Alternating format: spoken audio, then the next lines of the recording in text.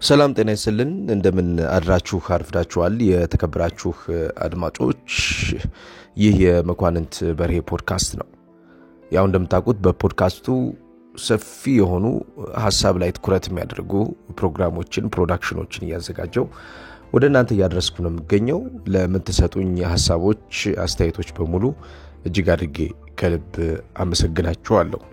የአውሮፓ ቻምፒየንስ ሊግ የሚመጣው ሳምንት የሚደረግ ይሆናል። የግማሽ ፍጻሜ የመጀመሪያ ዙር ጨዋታዎች ይከናወናሉ። ከመጀመሪያው ዙር የቻምፒየንስ ሊግ ጨዋታዎች ጋር በተያያዘ በተለይ እነኚህ የቻምፒየንስ ሊግ ጨዋታዎች እንግዲህ ሊሆኑ የሚችሉት በአሰልጣኞቹ የታክቲክ ማኔጅመንት የተጫዋቾቹ የታክቲክ አቀባበል ላይ መሰረት ያደረገ ጨዋታዎችን የሚያሸንፉባቸውን መንገዶች መፍጠር ነው። በተለይ የዚህ ዘመን እንደነ ፔፕ ጋርዲዮላና እንደነ ሚኬል አርቴታ አይነት እንደነ ሉዊስ ኤንሪኬ አይነት አሰልጣኞች የሚናገሩት ነገር አለ። የጌም ኦፍ ፉትቦል አሁን በብዙ መንገድ ተለውጧል። ኮንትሮሊንግ ኬኦሶችን ማረጋገጥ የማይችል ከሆነ ፍሪደም እና ፍሉዲቲ ላይ ትኩረት የማያደርጉ ቡድኖች ካልመጡ ከዛ ውጭ ይሄ የሚስማኔጅ የሚደረጉ ሜዳዎችን የማይቀንሱ ከሆነ ቡድኖች ዋጋ ይከፍላሉ። መቆጣጠር የምትችላቸው የሜዳ ክፍሎች ከሌሉ ጨዋታውን አሸንፈ ጨዋታውን ተቆጣጥረህ ልትወጣ አትችልም። ስለዚህ እነኛ አሰልጣኞች ሁሌም በየዘመኑ ሁሌም በየጨዋታ ቀናቶቹ ሁሌም በየሲዝኑ ላይ እያደጉ ይመጣሉ ማለት ነው። ዛሬ ስለ ሉዊስ ኤንሪኬ ነው የምናወራው። ሉዊስ ኤንሪኬ የሚመጣው ሳምንት ከአርሰናል ጋር ይጫወታል።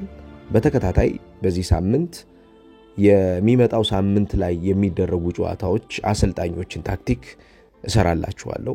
አሰልጣኞቹ በምን መንገድ ሊቀርቡ እንደሚችሉ፣ አሰልጣኞቹ በምን መንገድ ጨዋታዎችን ማሸነፍ እንደሚፈልጉና እንዴት ከሞቱበት ተጫዋቾችን እንዳስነሱ ለመመልከት እንሞክራለን።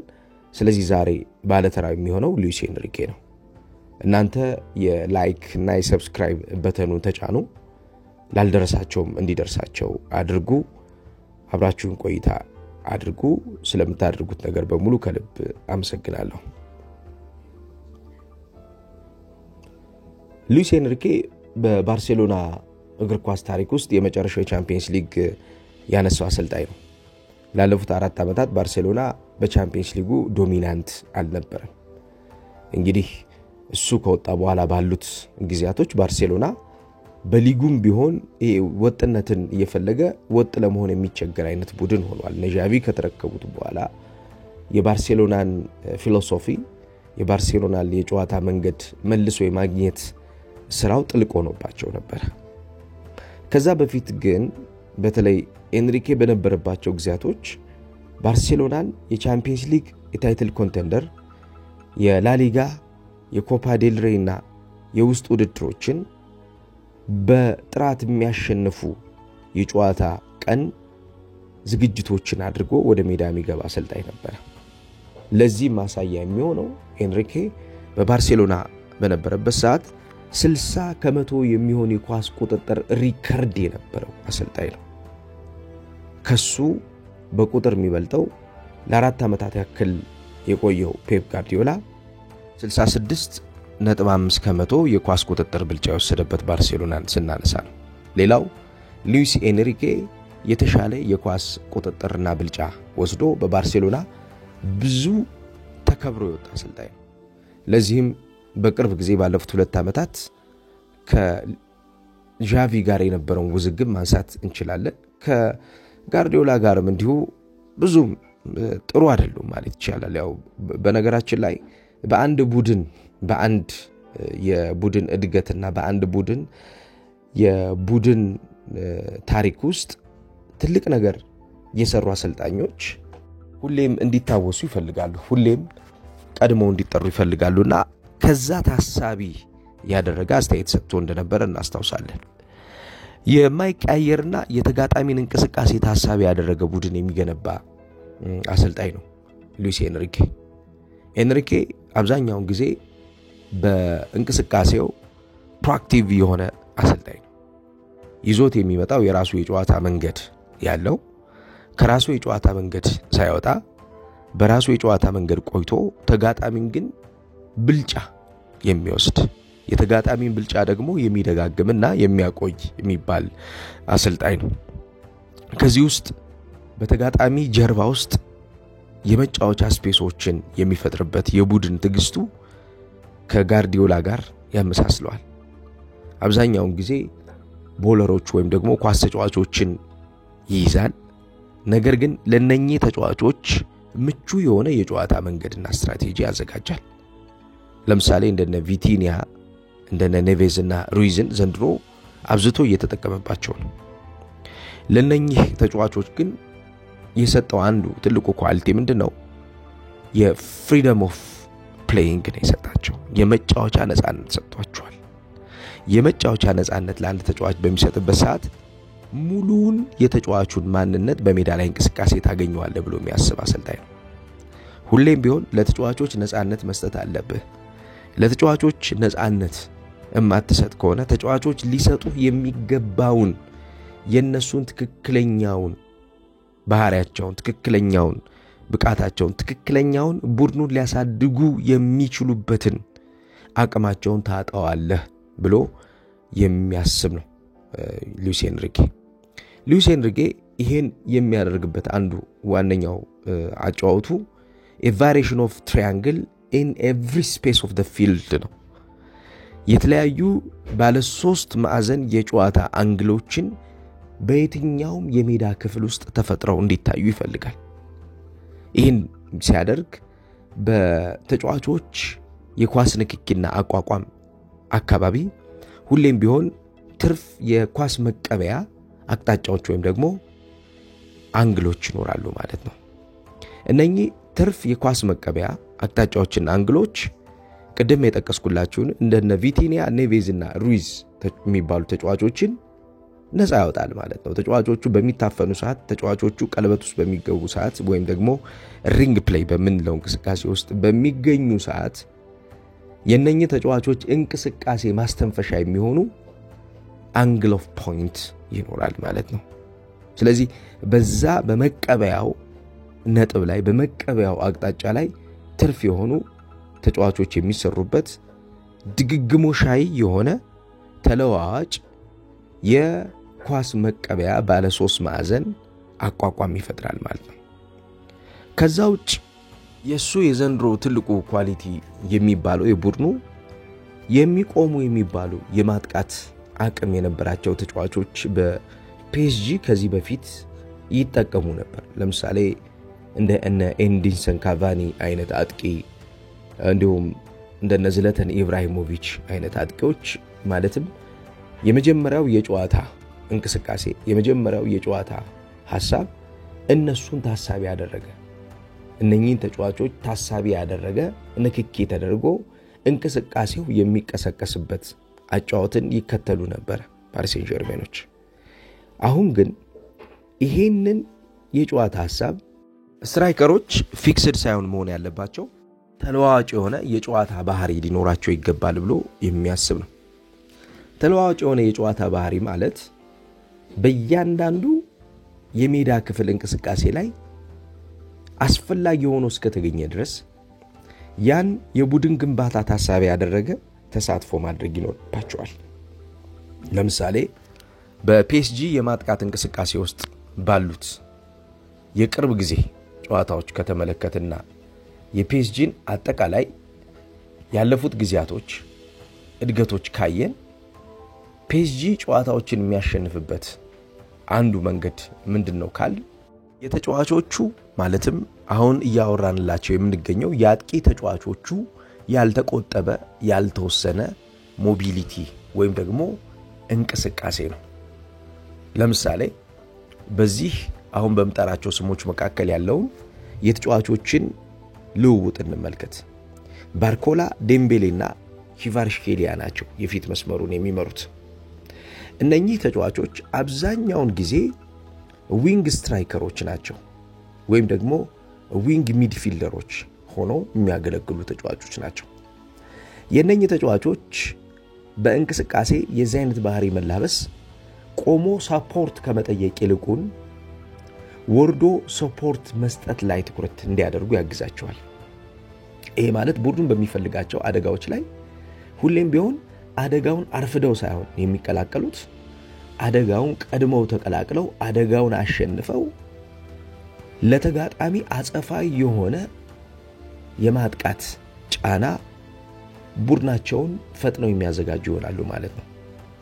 ሩይዝ ቪቲኒያና ኔቬዝ ፊት የሚቆሙት ባርኮላ፣ ዴምቤሌና ኪቫራትስኬሊያ በሁለት ሐሳቦች ውስጥ ይገለጻሉ። እሱም በተደጋጋሚ የሚያነሳው ነገር ስለሆነ ማለት ነው። ፍሪደም ኤንድ ፍሉዲቲ፣ ነፃነትና ያልተገደበ እንቅስቃሴ ማለት ነው። ፍሉዲቲ አብዛኛውን ጊዜ በአጥቂ ተጫዋቾች በቀደመው ዘመን ተግባራዊ የሚደረግ አይደለም። ቦታውን ለቆ የሚሄድ አጥቂ እንደ ወንጀለኛ የሚጠየቅበት ነበር። ለምን ቦታ አለቀክ? ያንተ ስራ ጎል ማስቆጠር ነው። ያንተ ስራ በግንባር መግጨት ነው። ያንተ ስራ የተከላካይ መስመር ተጫዋቾችን መጎሸም ነው። ያንተ ስራ የተከላካይ መስመር ተጫዋቾችን መምታት ነው የሚሉ ሐሳቦች ነበሩ። ይሄ በዓለም እግር ኳስ ውስጥ የነበረ ነው። በ90ዎቹ በ80ዎቹ ውስጥ አብዛኞቹ ትልልቅ የሚባሉት እንደነ ምዕራብ ጀርመን አይነት ቡድኖች እንደዚህ አይነት የጨዋታ ታክቲክን ስትራቴጂን ይዘው ነበር ወደ ሜዳ የሚገቡት። ይሄ ሪጂዲቲን መሰረት ያደረገ ድርቅና ያጠቃው የሚባል ቀጥተኛ የሆነ የጨዋታ መንገድ የሚከተሉ ቡድኖች የሚያደርጉት ነበር።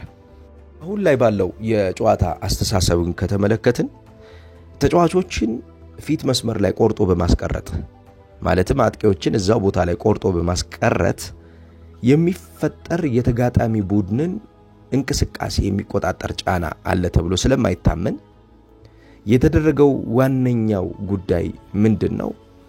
እነኚህን ተጫዋቾች የቡድኑ አካል ማድረግ፣ በእንቅስቃሴ መለወጥ ወይንም ደግሞ ታክቲካሊ እነኚህን ተጫዋቾች ሙሉ በሙሉ በማስወጣት ለዚህ ለሚፈልገው የፍሉዲቲና የነፃነት እንቅስቃሴ የሚሆኑ የማጥቃት ባህሪ ያላቸው ነገር ግን በተፈጥሮ አጥቂ ያልሆኑ ተጫዋቾችን መጠቀም ማለት ነው። ቅድም ያልኳችሁን እነ ዴምቤሌ፣ እነ ባርኮላንና እነ ኪቫራትስኬሊያ የተጠቀመበት ዋነኛው ምክንያት እነኚህ ተጫዋቾች ወደ ጎል ደርሰው ጫና የሚፈጥሩ እና ወደ ጎል በሚደረገው እንቅስቃሴ ውስጥ የሚያግዙ ተጫዋቾች እንጂ ቆመው የሚያጠቁ፣ ቆመው አደጋ የሚፈጥሩ፣ ቆመው ተጋጣሚን የሚያስጨንቁ አይደሉም። ስለዚህ ፍሪደም እና ፍሉዲቲን በተጫዋቾች ባህሪ ቀየረ ማለት ነው። ከዛውጭ የዚህ የውድድር ዓመት የሉዊስ ኤንሪኬ አንዱ ትልቁ ኳሊቲ የሚባለው ምንድነው? ትርምስን መቆጣጠር ነው። አንዳንዴ ቡድኖች አብዝተው የሚያደርጉት ነገር ምንድነው? የተጋጣሚ ቡድንን የጨዋታ ስትራቴጂ ማበላሸት ነው።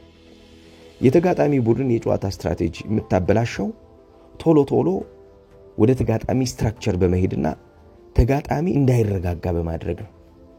ስለዚህ ቶሎ ወደ ተጋጣሚ ስትራክቸር በመሄድ ተጋጣሚ እንዳይረጋጋ በሚደረግበት ሰዓት ተጋጣሚ ሊሰራ ያሰበው ወይም ደግሞ ወደ ኮንስትራክቲቭ ወይም ደግሞ ወደ ግንባታው የጨዋታ እንቅስቃሴ ኮንስትራክቲቭ ፕሌይ ወደሚባለው እንቅስቃሴ ሊመጣ እያሰበ ያለውን እያቆጠቆጠ ያለውን ሐሳብ ማጥፋት ማለት ነው።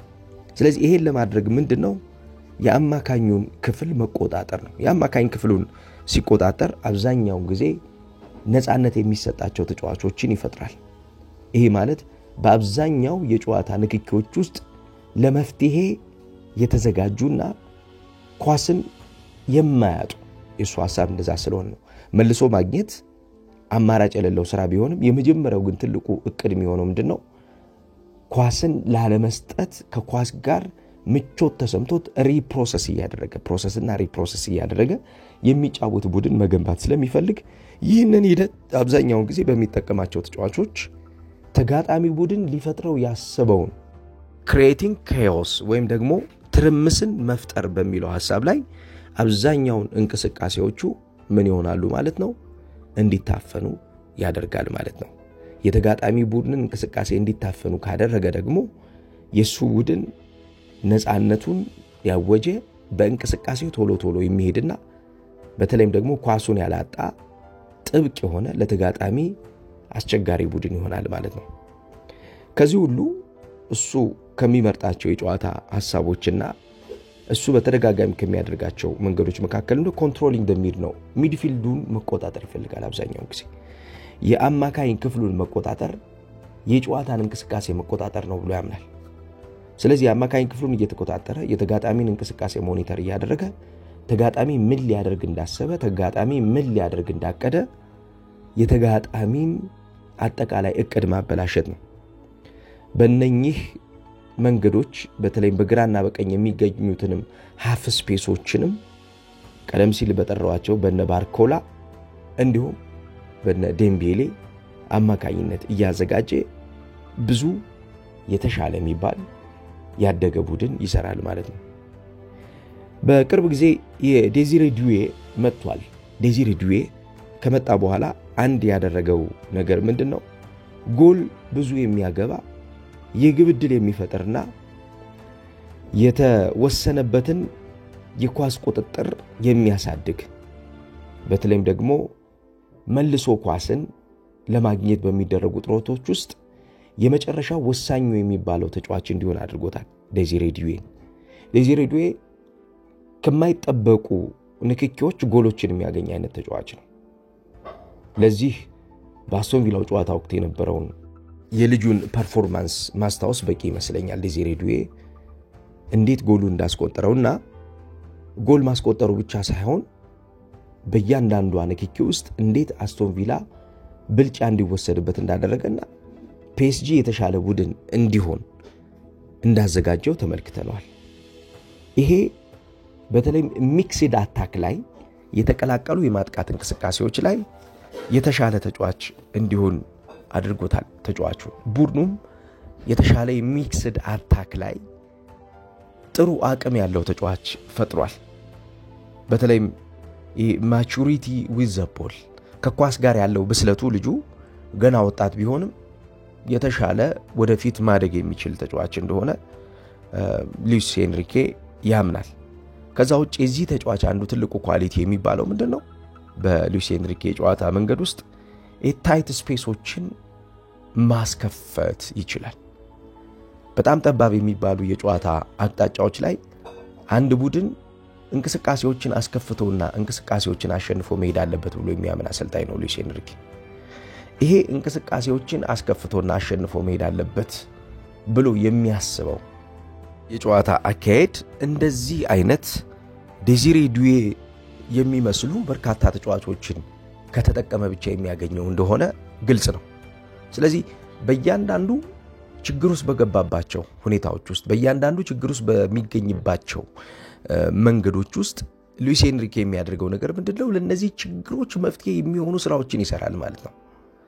ችግሮቹን ማሸነፍ የሚችልባቸው የራሱ የሆኑ አካሄዶችን ይፈጥራል ማለት ነው። እናም ጨዋታዎቹን በተሻለ አሸንፎ ጨዋታዎቹን በተሻለ ተቆጣጥሮ የተሻለ ቡድን ባልተጠበቁ ተጫዋቾችም ሲያዘጋጅ ተመልክተናል። የተጫዋቾቹ የአእምሮ ስፋት የአእምሮ እድገታቸውና የእንቅስቃሴ ተቀባይነታቸው ደግሞ ለአሰልጣኙ ለሚፈልገው የኳስ ቁጥጥር ኳስን አጥቶ ስለማግኘት ሳይሆን የሚያስበው ኳስን ይዞ እንዴት መጫወትና ካጣ ደግሞ እንዴት መልሰ ማግኘት አለበት ብሎ ስለሚያምን በዛ መንገድ ቡድኑ እንዲያድግና ቡድኑ የተሻለ እንዲሆን ያግዙታል ማለት ነው። በፒኤስጂ የዘንድሮ የውድድር ዓመት አንዱ ትልቁ እድገት ምንድነው? የኤክስጂ ፐር ጌሙ እያደገ መጥቷል። ፒኤስጂ የጎል ማስቆጠር ሽግግሮቹና የጎል ማስቆጠር ሂደቱ ካለፉት ዓመታት የፒኤስጂ በተለይም ደግሞ ከአምናው ዘንድሮ እያደገ መጥቷል። በአሰልጣኝ ሉዊስ ኤንሪኬ ዘመን ውስጥ ማለት ነው። ለምሳሌ 31.17 የነበረው አካሄድ አሁን ወደ 37.5 ቁጥር ከፍ ብሏል። ይሄን እንደ ሐሳብ ያነሳበት ዋነኛው ፖይንት ምንድነው? ሶስቱን ነገሮች አንስቷል። ሙቭመንት፣ ፖዚሽናል አዌርነሳችን ማደጉና አዳፕቴቢሊቲያችን መጨመሩ ነው ብሏል። በእንቅስቃሴ በጣም የማይቆም የሚባል ሂደት ውስጥ ስላለና የማይቆም የሚባል ሽግግሮችን በተደጋጋሚ ስለምናደርግ ወደዚህኛው ሲስተም ውስጥ መተናል ይላል። ፖዚሽናል አዌርነሳችንም እንዲሁ ያደገ በመምጣቱ ማን የት ምን መጠቀም አለበት የሚለውን ነገር ስለምናውቅ አብዛኛውን የጨዋታ አጠቃቀማችንና ለተጋጣሚ ቡድን የምንሰጠው ቻሌንጅም እየጨመረ መጥቷል ይላል። አዳፕቴቢሊቲም እንደዛው ነው። የተጫዋቾቹ አሁን ለምሳሌ ቅድም ያነሳሁት ዴዚሬ ዱዌ የሚባለው ተጫዋች ረጅም ጊዜ የተጫወተ ተጫዋች ነው የሚመስለው። እዚህ ተጫዋች ቶሎ መጥቶ ወደ ሲስተሙ መግባቱ ራሱ በቡድን ሲስተም ውስጥ ረጅም ጊዜ ቆየ ተጫዋች ነው የሚመስለው። ስለዚህ አዳፕቴቢሊቲን ተጫዋቾቹ ቶሎ እንዲቀበሉ እንዲሸከሙ የዛ ሲስተምም አንዱ አካል እንዲሆኑ ያደርጋል ማለት ነው። በዘንድሮ የውድድር ዓመት በአውሮፓ ቻምፒየንስ ሊግ በጣም ወሳኝ የሚባሉ የጨዋታ ማሸነፊያ ቁልፎች መካከል አንዱ ይሄ ከርቭድ ራን ወይም ደግሞ የታጠፉ ሩጫዎችን የሚያደርጉ ተጫዋቾችን የአውሮፓ ታላላቅ ቡድኖች እየተጠቀሙ ነው የሚገኙት። በነገራችን ላይ የተከበራችሁ አድማጮቻችን እነኚህ የከርቭድ ራን ሩጫዎች የሚያደርጉ ተጫዋቾች የቡድንን የማጥቂያ ሌላ አቅጣጫ ወይም ደግሞ አታኪንግ ዳይሜንሽን ፈጥረዋል። በሪያል ማድሪድ አልሳካለትም እንጂ ዘንድሮ ቬኒሺየስ፣ በአርሰናል ዘንድሮ ቡካዮ ሳካ እንዲሁም ጉዳት እስካስተናገደበት ጊዜ ማለት ነው። እንዲሁም በፒኤስጂ እንደነ ባርኮላና ዴዚሬ ዱዌ አይነት ተጫዋቾች መጥተዋል። ይሄ የታጠፉ ሩጫዎች የቡድኖችን የማጥቂያ ሰፊ ስፔሶች መፍጠሪያ ነው።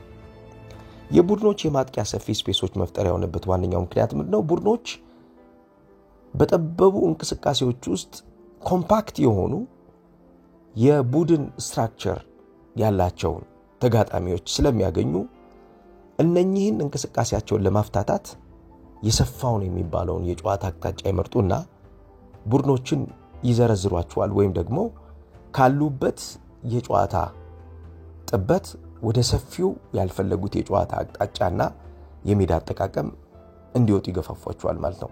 ይሄን የሚያደርጉት ኳስ ይዘው በሚቆዩ ከርቭድ ራንን በሚመርጡ ተጫዋቾች ነው። ስለዚህ ሉዊስ ኤንሪኬም ዘንድሮ አንዱ ትልቁ ኳሊቲ ብሎ የሚጠቀመው ልክ እንደነ ዴዚሬ ዱዌ አይነት እንደነ ኦስማን ዴምቤል አይነት ኳስ ተጫዋቾችን እንደነ ባርኮላ አይነት ከርቭድ ሩጫዎችን የሚያደርጉ ተጫዋቾችን መጠቀሙ ነው።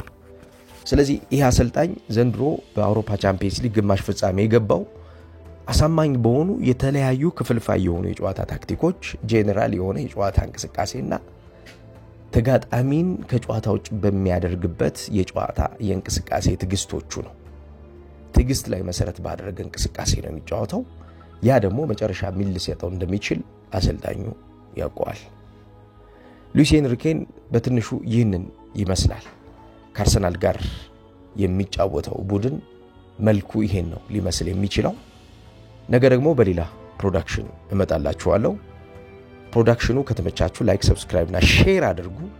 ጥሩ ቀን ይሁንላችሁ።